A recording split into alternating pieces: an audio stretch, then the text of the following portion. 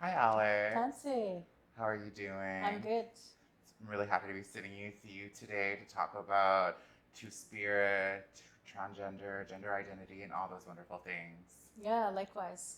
So, should we start by introducing ourselves and maybe where we're from? Because I know we're both from northern Manitoba, and Mm-hmm. so different generations, though, growing up there. Go. So, Dante, Brielle, Nichisibi, Gasun, Nisita, Signila Oti, Winnipeg, Nti, I am. I'm Brielle Bree Linklater from the Nisita Cree Nation, and I now live here in Winnipeg. Wasanas and Sisnigasun, Pamaskatapan, Opasquat, Gochimina. And I still live there too, by Clearwater Lake, as you know, because that's where we met Mm-hmm. about 10 years ago, I guess, Yes, around this time of year. Actually, it was right around this time of year. it was. So a lot has happened since then in terms of the Two Spirit movement. But maybe be a good idea for us to kind of go back in time and think Mm-hmm. about what it was like growing up, and then we can reflect on, how things have changed. Maybe. Yes, let's do that. So, the Two Spirit movement happened in the 90s. What was it like for you to be around when that term was brought to fruition here in Winnipeg or here in southern Manitoba? Um, well, I think because I, I came out when I was pretty young, or I came in, as we call it now. Mm-hmm. We didn't really have a term for it. And even as I got older and understanding um, what it meant to be queer and also not really fit a gender binary, um, that started connecting with other people like myself. And mostly that happened after I left my home community, because in our home community everything was just kind of normal. Mm-hmm. So we weren't judged necessarily, and we're part of families and part of our community fabric.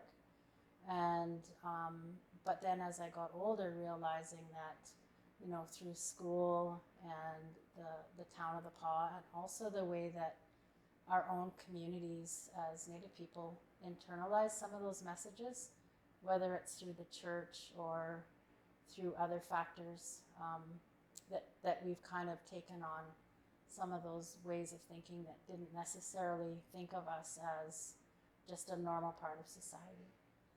And part of it was I talked to like my grandma and other elders at the time and asked them, like, is there a word in Cree for people that are gay or lesbian, or um, people that don't fit into like a gender binary?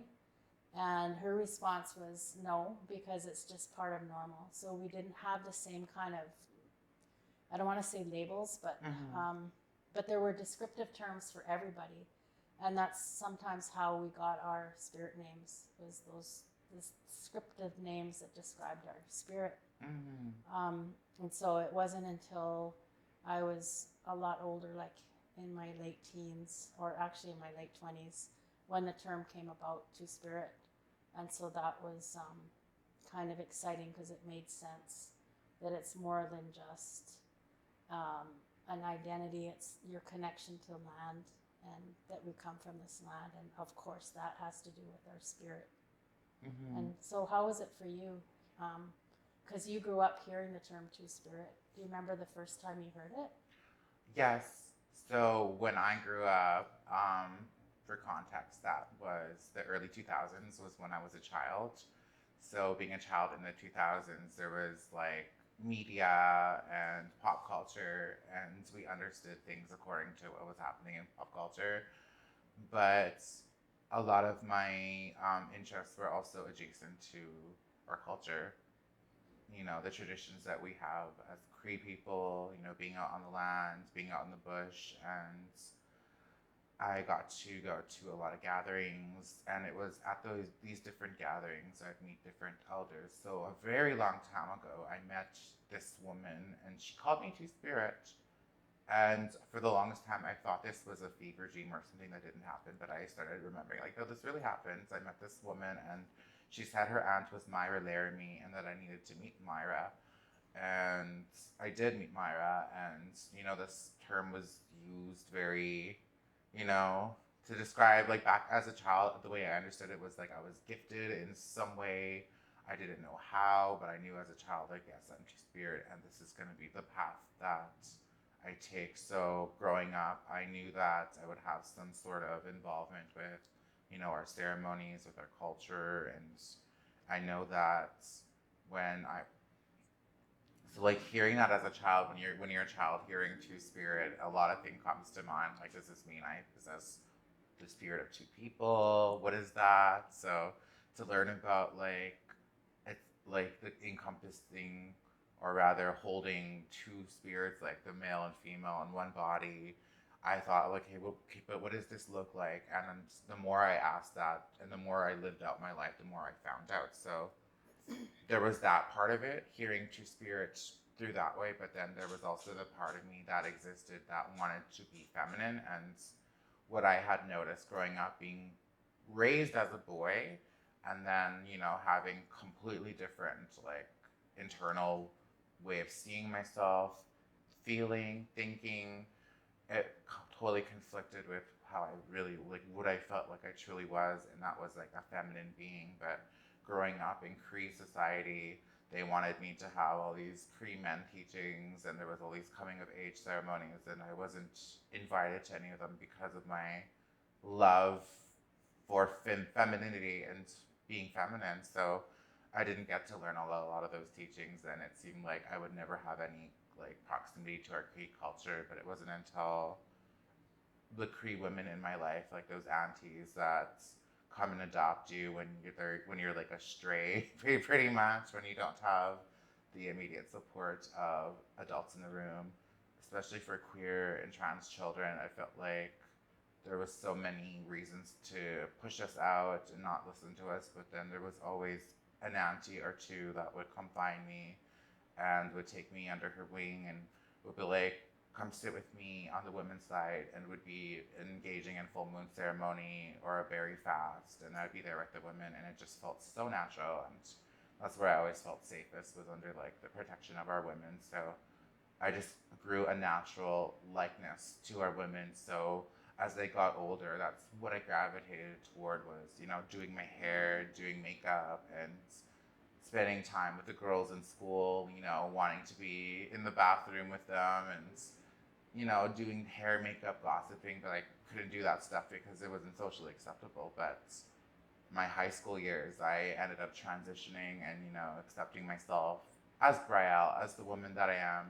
And it was a very different time coming up, because the 2000s were just this, like, anything goes, like, there's all these firsts. And, even when we found out that, like, what we were doing had already been done, it's just that we didn't have that connection with our elders, our queer and transgender elders, to remind us of these things happening and already occurring before our time. But I think it's pretty cool nowadays, because this Two Spirit movement brought me to like elders like you, and then so many others who have like this piece of history that I thought was gone but is still here. And I think it's pretty cool that I get to now pass that on to the next generation of like queer and trans kids coming up.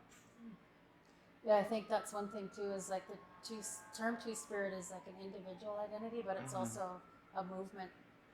So we kind of can move between both of those, right? The other thing is that we were talking a bit about this earlier, is how there's so many influences in our communities, and then there's also like regional differences, and even within one community there can be differences within families. So I think it's important for people to remember that if there's a place where you don't necessarily feel you fit because people are excluding you, there will be other places where you will. Yes. And I think that's part of the beauty of the Two Spirit kind of community and movement, because we have created that and created those spaces, because in some families, people are excluded. And like when I grew up in my family, we didn't have ceremony that was just for men and just for women.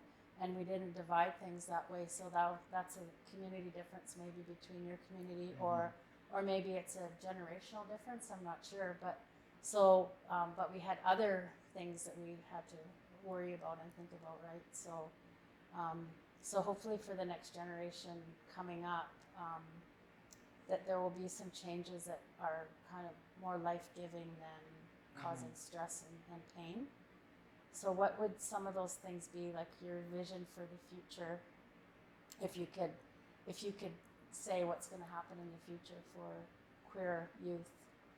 I think this generation coming up is so brilliant because I think a lot of it has to do with the technology we have available today. So they're able to find things, information that wasn't as easily and readily available. So wondering about gender identity and questioning romantic interests, like those kind of things there's information out there already.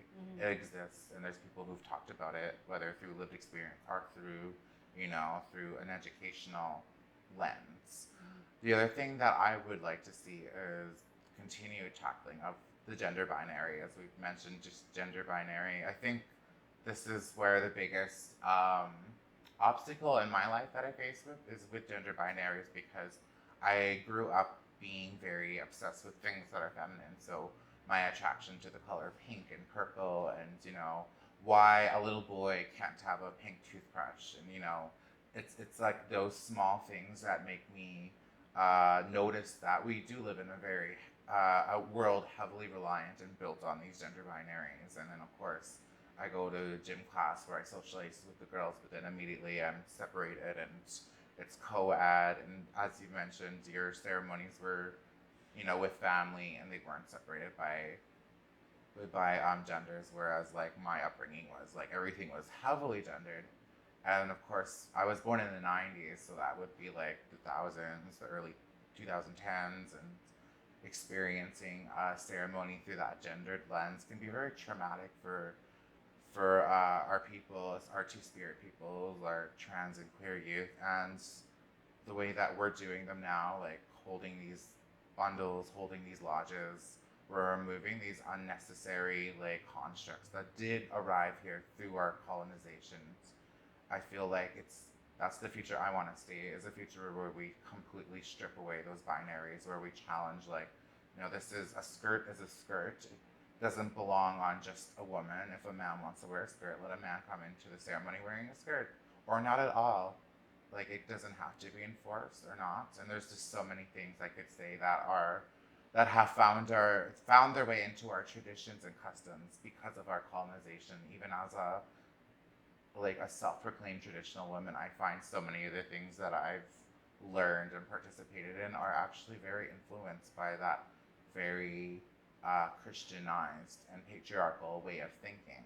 So the thinking that reinforces the church's ideas, and the thinking that reinforces that men are superior and things are always male is power and feminine is weaker, that type of mindsets. So really, really having this feminist way of thinking now as an adult, and looking back on my youth, I'm like, what, the future I want to see, it looks a lot more feminine. It looks, however people want to show up in the world. I love this new generation's ingenuity. I just can't wait to see what new trends, movements come out of this new generation, because we already have so much progress between your generation and my generation, with all the different, not even just gender, movements in terms of fighting for rights for gender diversity. It's also things like Idle No More. It's land back, and how do those things intersect with our movements for gender, and how do we connect those? So I'm gonna pause because I'm rambling. Well, I mean, that's a good point, because Idle No More and Land Back, they're often actions and strategies that are thought through, but led by queer and two-spirit people. So, but maybe not necessarily on the front page, the people that you see on the front page, but I think definitely behind the scenes, that's who's driving those kinds of movements. So I think that's part of the gift, that that your aunties talked about, that's the gift. I think when people think of gift, they often think of like a present, Yeah. rather than us being present. So that is the gift, for us to be present as wholly ourselves. And that's my dream for the future, is that people can just be themselves.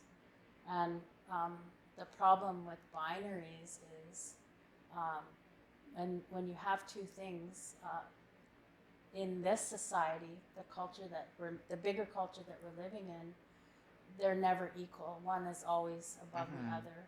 So there's this thing where something is better than the other. So if you have a binary of even masculine and feminine, that there's always going to be one that aligns with some qualities that people think are better than other qualities, like strength, weakness.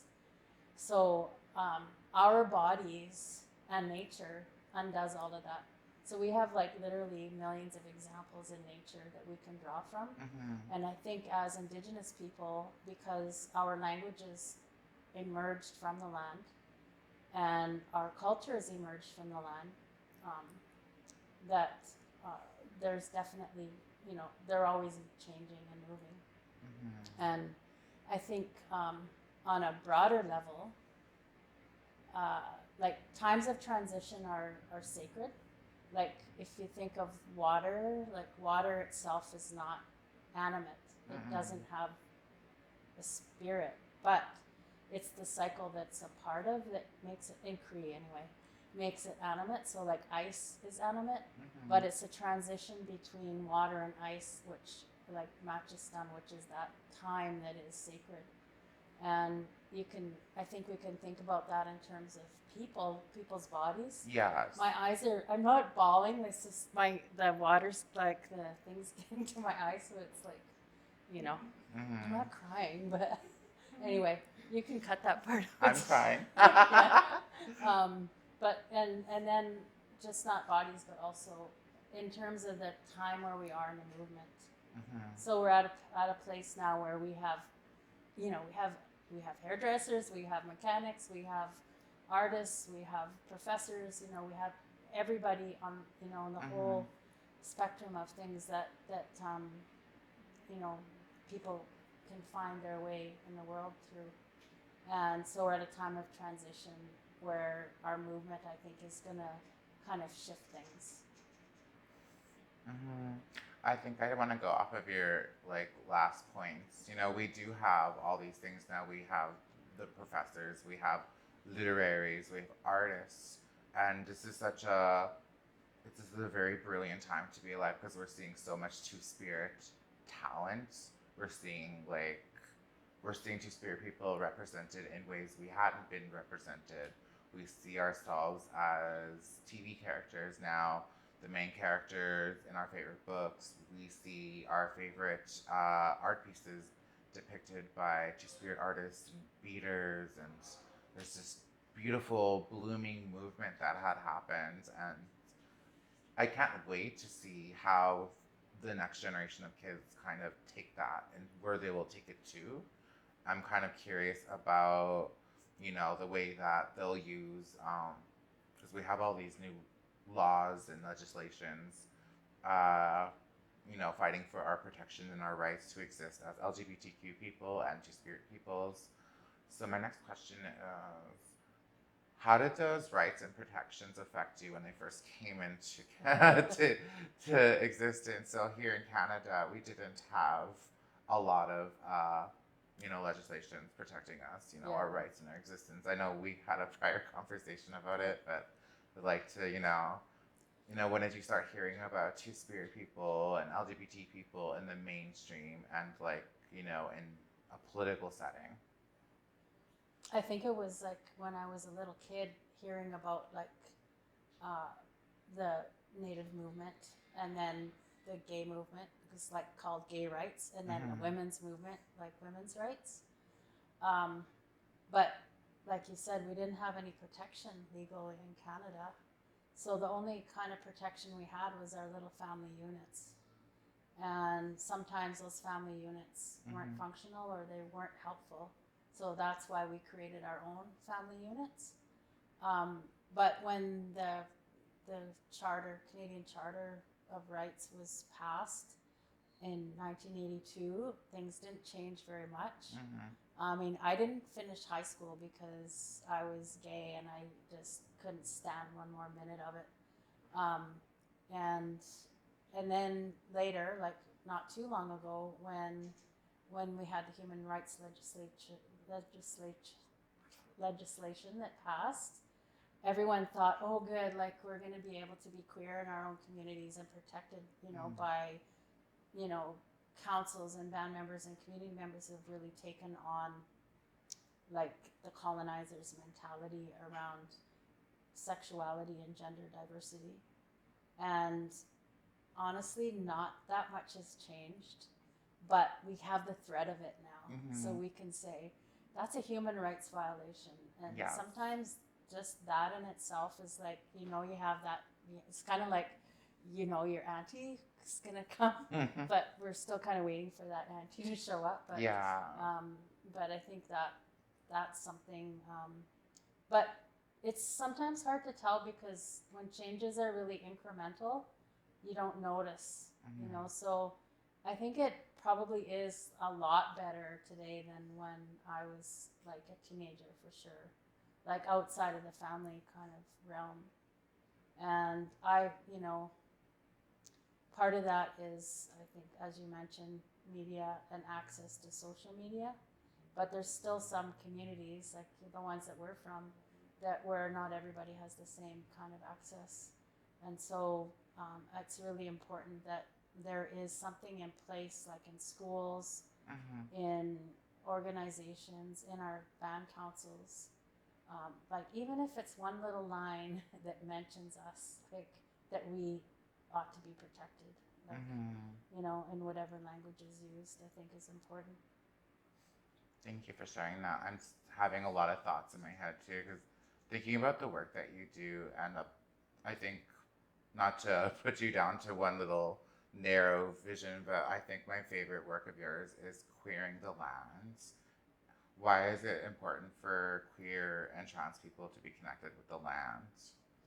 I think, because we are the land. We're an extension of land, and every cell in our body is connected to cells in the land. Like our molecules are made up from plants that we eat and junk that we eat too. Like that's who we are. And so it's not just queer people, but also queering. And so queering to me is like my friend Kalani says it best, is queering is transforming poison into medicine. And so our bodies are like, again, the transforming poison into medicine. So it's the way that we take something in through our brain and express it through art, or express it through writing, or through photography, or through whatever way we express it. So that's the queering. And like I said earlier, like there are millions of examples of the way that nature is queer and non-binary. And so queering the land is finding those examples, like our ongoing creation stories. Those have been shaped by the English language. Yes. And so going back to using our language that doesn't use pronouns, like we do have them, but not for people, or we don't gender things like, around bodies. So trying to find the old ways that exist, and kind of get them before they became contaminated. And sometimes that means kind of using our creativity to figure out what that means. Because we know that we're here today, so we belong here. We're not mistakes. We're not, mutants or something like that. Like we are here because we're supposed to be here. And then queering the land is also reconnecting to those stories that undo all of that stuff. I think because land-based education, or land, like every Indigenous community wants to go back to the land. Like even if you're in the dirt, you want to go back to the land. Like it's kind of become like a something everybody needs and wants. And where the land is everywhere, but What does that mean for, for schools and organizations? Sometimes it just means they're just taking people outside, and then they're just redoing the same thing, Yeah. colonialism outside. So that's not helpful. So the thing about, I don't know if this is like the right age group, but anyway, I was going to say the thing about colonization is like a machine, and it just goes on its own. It keeps going and going and going. Like you don't have to oil it or anything. But so our kind of role has been, as activists, or as, you're an activist just by being yourself, right? Is by intervening in that or stopping that process. And so that's part of queering the land, is getting those stories back and being those stories too. Because we are those stories, right? I think it was so beautiful listening to you say all that, because I think a part of my journey has also been like connecting my experiences, being out in the bush, being out on the lands, and really trying to connect myself to previous timelines with previous ancestors. And, granted, I do just mostly what women are doing, but then I think about the way that I occupy the world and what that might look like outside of myself. And I'm like, you know what? I'm showing, and like, future generations, like, this is what aunties can look like, and how we can choose to show up in our communities and even in the bush. Sometimes I go to the res and I get really dolled up. I do my makeup, my hair, and people look at me like, why are you dressed like that? It's like, who are you dressing for? And I'm like, creation, me, of course. Like, that tree over there. Exactly. Like, I came to show up for the land. Yeah. And, that's beautiful. I love that. And I sometimes I'll get every time I go to a new community, I usually spark some kind of response, and there'll be like a bunch of little kids. And they'll be super, super curious. So like, why does this tall person with a deep voice have such a glamorous look to them? And I don't know. And like, I'll have just like a bunch of kids following me, and just, like, oh, then they'll be so excited to show me, like, that's my auntie's house right there. That's the local dog that nobody owns, but we all know and love. And it's just like, it's really cool because I get to just be myself, and it doesn't feel like I'm doing anything extra. It doesn't feel like I'm trying. I'm just existing as myself. And I think that's, in part owed to older generations of transgender women and elder two spirits for, preserving these teachings and this history, and allowing me to be part of it. Because I know that when I was a small kid on the reserve, I just had dreams and hopes of, like, things like being a fashion model, all the little things I seen on the TV. I know I just wanted to be those things. And today I want, res kids or kids, in the inner city to be able to, see themselves in the mirror and, like the person that's staring back at them, and be like, I'm going to take care of that person, and I'm going to love that person no matter what the world says to me.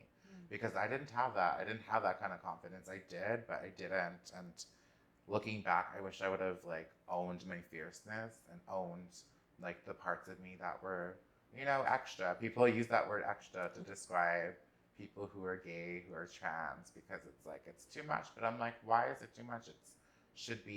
We should be just enough. And this is enough for me. And I think this new generation too, I keep saying new generation, but like literally I'm always so blown away by how open-minded and how much the young kids know. And sometimes I feel like I don't know enough, or sometimes I feel like my learning had stopped somewhere along the way, and I had to catch up to these kids, because there's no way that I'm gonna let the kids like outschool me. Well, I think that's ongoing. Learning is ongoing, right? And the older we get, it's like the more you realize you don't know. Absolutely. I feel like I learn something new every time I step outside, and I feel like that's the best way that's the best way to live our lives, is, to expect something new, to always expect a new experience. So even when we experience something familiar, we experience it in such a different way, and it's all cool, because our teachings always say that things are interconnected in like these really cool ways that are in line with the natural world. And the truth is, we're so disconnected from the natural world in this day and age.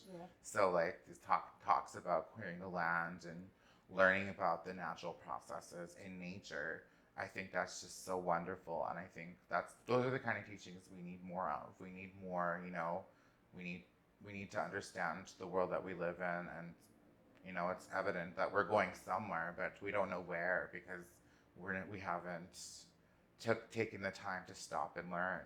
Mm.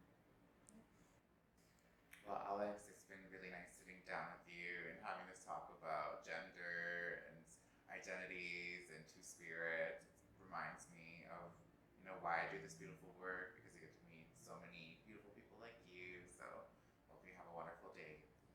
Thank you also. And it reminds me of, like, people use the term kinship all the time, but I think maybe they don't, work on it enough. And so I think today was a great opportunity for us to kind of strengthen our kinship and our kinship structure. So thank you. And thank you for sharing your knowledge with me.